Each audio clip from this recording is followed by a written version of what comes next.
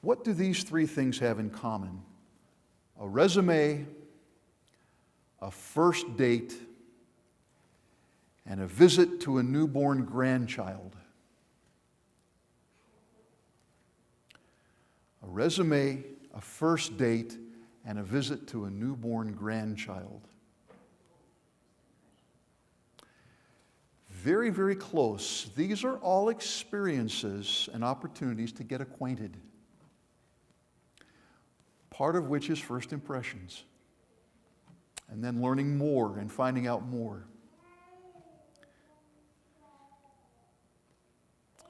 From the time of Abraham's covenant with the Lord, way back in Genesis 15, all the way to the time of his son Isaac's birth in Genesis 21, this patriarch has been getting acquainted with the Lord, finding out who the Lord is and how the Lord operates.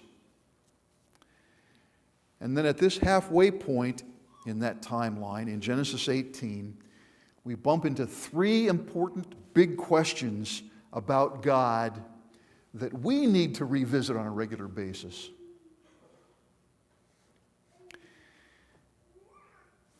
On the back of your bulletin is this outline, and these are the questions that we're going to be dealing with. And the first is, anything too hard for the Lord? This is a question of God's ability.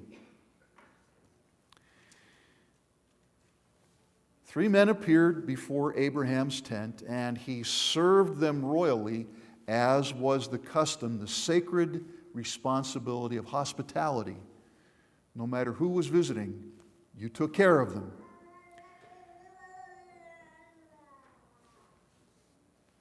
These three are going to teach you a very important theological term.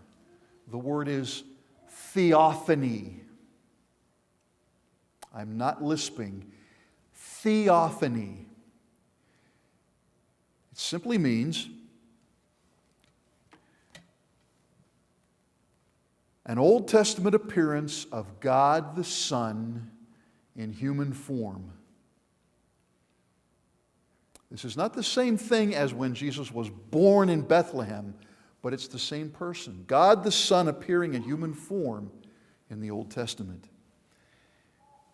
God the Son and two angels are the traditional explanation for these three visitors who came to see Abraham. The Lord said that Sarah would have a son of her own, and Sarah eavesdropping inside the tent. Have you ever done that? I noticed it was only the women who were laughing. Guys, we've done that from time to time. What's really going on there?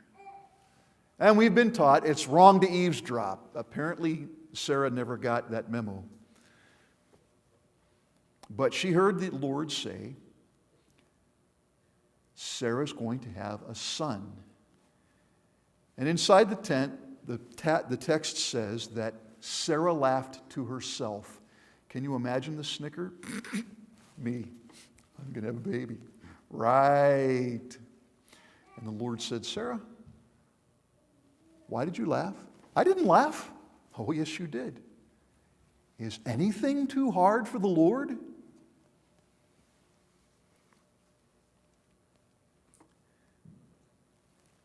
Is God able? There has been a question posed by atheists and others who challenge the existence of God. If God is all-powerful, can He make a rock too big for Him to lift?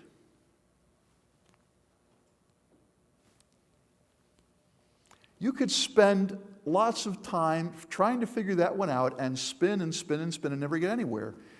The question is typically asked, not really seriously. It's more like an exercise in logic than a desire to know the Lord. The fact is, we can sometimes get wrapped up in our own daily lives, and all that we experience comes through our senses, and we can really forget about what God has already done to demonstrate His ability. was fine for then, but this is the 21st century. I have to live my life, and there's so much going on, I don't know how to figure it out. Advancements in technology and medicine, changes in almost every area of life can make God seem a little bit like a rotary telephone. He was a useful relic in the past, but a little dated for the 21st century, don't you think?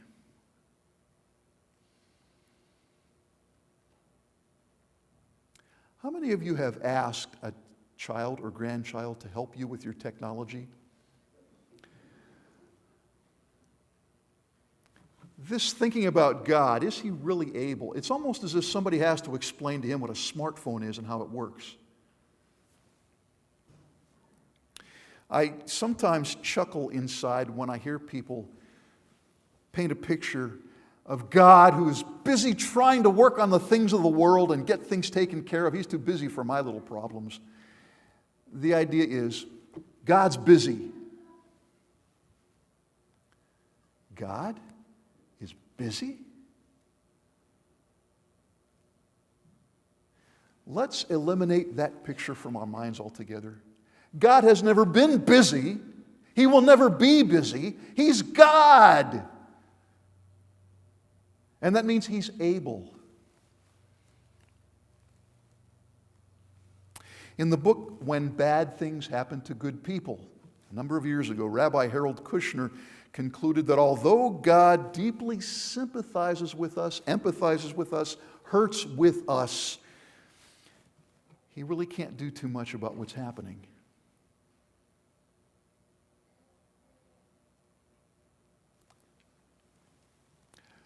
Throughout the ages, God's people have been confronted with this question: is anything too hard for God? And for those who have known God's mind and have sought his honor, they can say with great confidence, there is nothing too hard for God.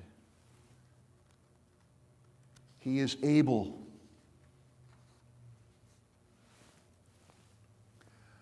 But the Lord will limit the expression of his power so that, and this is mind-boggling, he cooperates with us in bringing his kingdom to light. That idea brings us to the next big question in Genesis 18, and this is a question of strategy. The Lord said, "Shall I hide from Abraham what I'm about to do?" The three visitors, having paid their respects to Abraham, having had the meal, are getting ready to leave. And Abraham went with the two of them, with the Lord and the two angels, stood on a hill that was overlooking the plain where the cities of Sodom and Gomorrah probably were. It's almost as if the Lord is saying to himself, "Shall I hide from Abraham what I'm doing?"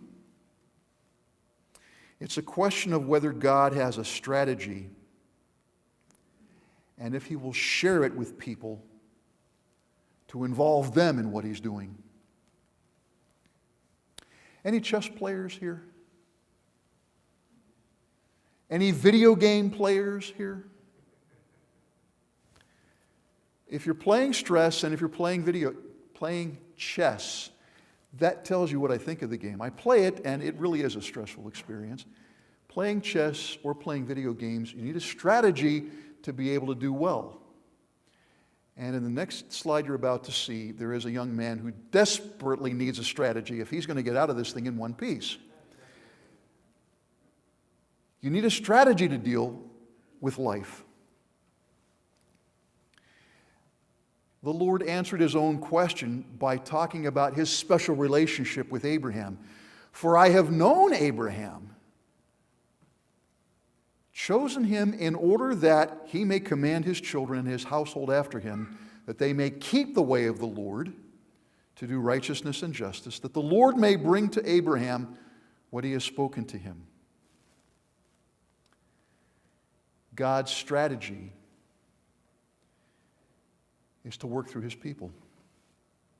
Pastor and Bible teacher Stuart Briscoe has said, God still speaks to His people about the concerns of His heart, tells them what He proposes to do, and enrolls them in the corps which will be instrumental in bringing His purposes to pass.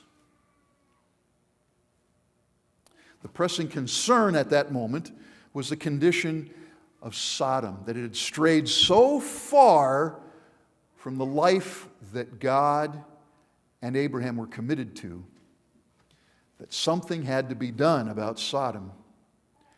The Lord was going to do it, and Abraham was going to be involved. The Lord talked about the outcry that had come to Him because of Sodom.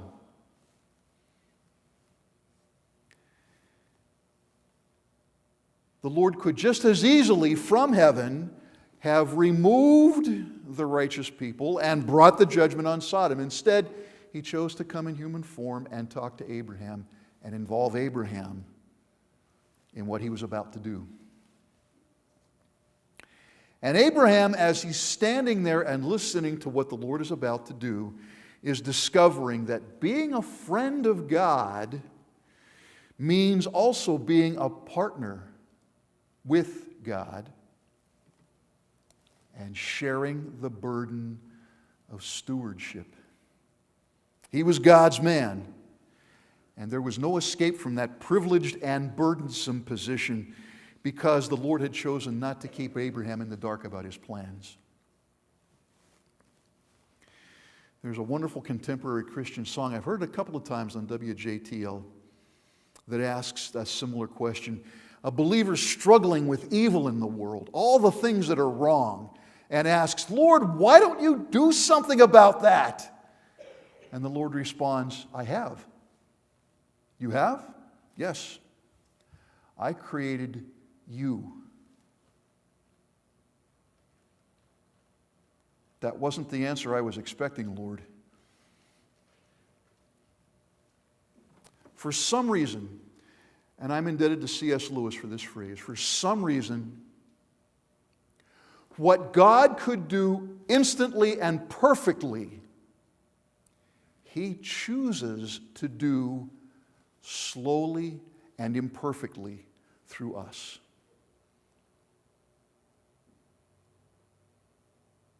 What God could do instantly and perfectly, He chooses to do slowly and through us.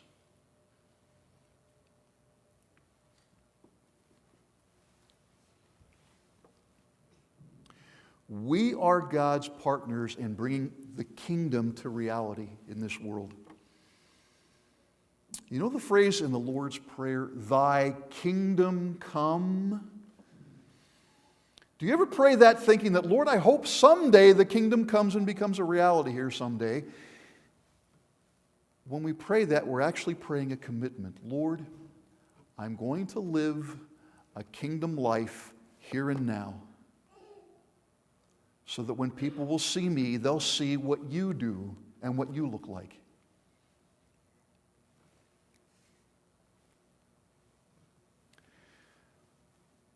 For us to be able to connect people with this all-powerful God, we need to be able to know that we can trust Him.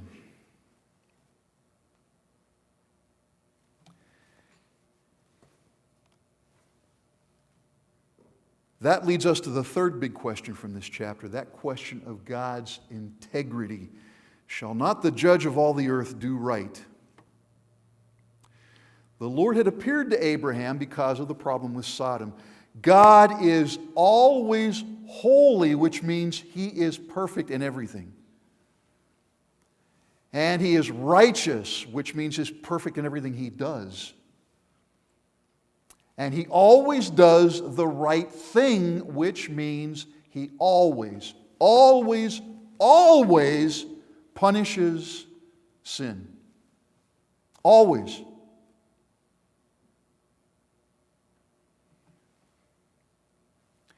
And Abraham was counting on that fact, that the judge of all the earth will do the right thing. And it's the reason he was able to go to the Lord and say,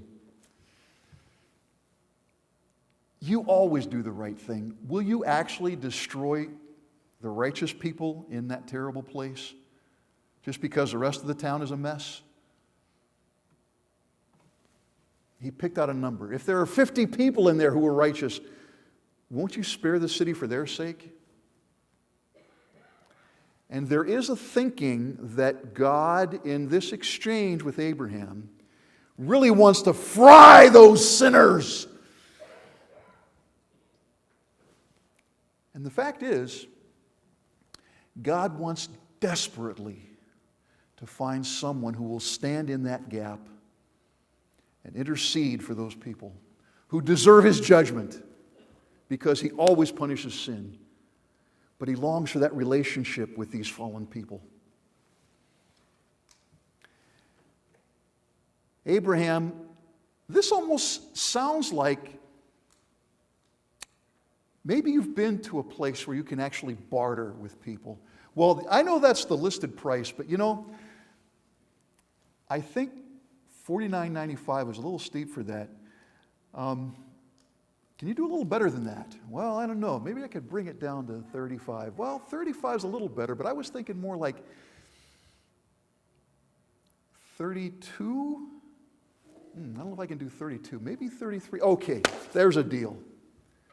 Does this sound like what's going on? What's actually happening is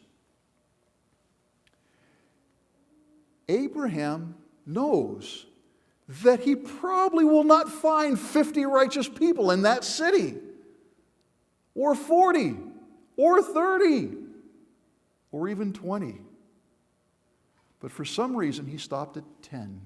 He knows that his nephew Lot, his wife, and their 2 daughters are living down there. They are 4 righteous people living in that city. The daughters' husbands, not so much.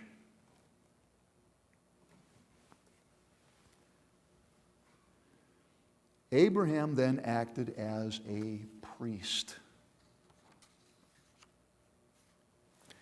He wasn't wearing a collar. He wasn't wearing the regalia of an Old Testament priest, but he was acting as a kind of bridge. Abraham, in his righteousness, was willing to go before the Lord and say, spare these people for the sake of the righteous. We have that privilege. The picture of the Zion Bridge has become a representation of who we are. The way we relate to people who don't yet know Jesus. When we are convinced that nothing is too hard for the Lord, when we are convinced that He wants to work through us to accomplish what's best, and when we're convinced that He does the right thing every time, when we believe all that about Him, we really can be bridges to people. But if we're unsure of any of those 3 things, if we're just pretending that all is well, then the Lord wants us to come to Him with these questions. Is there really anything you can't do? Maybe you're really not all that powerful and evil gets the upper hand because you can't stop it, Lord. I don't understand this. Do you really have a strategy? Do you really have a plan for the wreck of this world? Or do we have to just kind of try to make the best of a bad situation on our own? Can I trust you to always do the right thing, or do you sometimes stick it to me or my friends because you want to see us squirm? I remember in Ashland, I was dealing with the family whose teenage daughter had died in the hospital. They were brokenhearted, and just as much, they were angry with God. This wayward daughter had just begun to return home, was developing a relationship with her parents, developed a severe infection, and died from it. And mom couldn't understand. God brought her back to me and then took her. Why? And I helped them understand. God knows how angry you are. So tell him. But don't go to him as if he owes you an explanation. Go to him because it hurts and you need him to help you deal with this.